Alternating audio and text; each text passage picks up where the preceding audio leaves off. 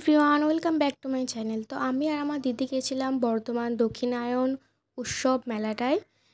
যখনই আমাদের বর্ধমানে কোনো মেলা হয় তখন আমি আর দিদিই যাই বরাবরই।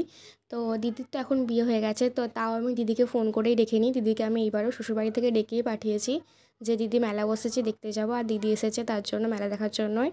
তো মেলা দেখার জন্য বরাবর আমি আর দিদি মেলা দেখতে যেতাম। আমার মা তেমন একটা মেলা পছন্দ করে না বলে আমি আর দিদিই যাই।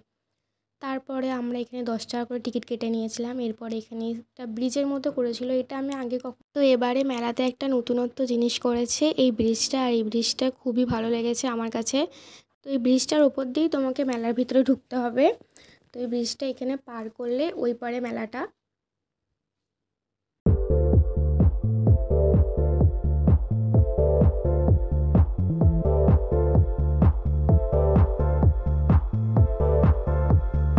তো আমাদের মেয়েদের মেলাতে ঢোকা মাত্রই প্রথম কাজ হচ্ছে যে কানের দোকান আর ক্লিপের দোকান দেখা।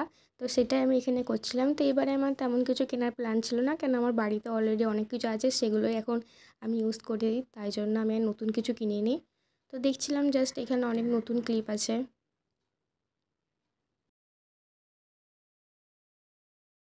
আমি তো আজ পর্যন্ত কোনোদিনও নাগরদোলায় উঠতে পারলাম না, তাই আমি খালি দূর থেকেই দেখি এটাকে।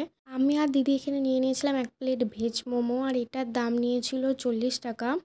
তো 40 টাকা এখানে 5 পিস ছিল, আর এটা খেতে খুবই ভালো করেছিল। আমাকে তো ভেজ মোমোটা দারুণ লেগেছে। তারপরে আমি আর দিদি নিয়ে নিয়েছিলাম একটা পাপড়ি চাট। পাপড়ি চাট এটা নিয়েছিল 50 টাকা। তো তোমরা কারা এখনও পর্যন্ত এই মেলাটায় গেছো আমাকে কমেন্টে জানাবে। আর ভিডিওটা ভালো লেগে থাকলে একটা লাইক করে দেবে, আর অবশ্যই আমার চ্যানেলটা সাবস্ক্রাইব করে নেবে।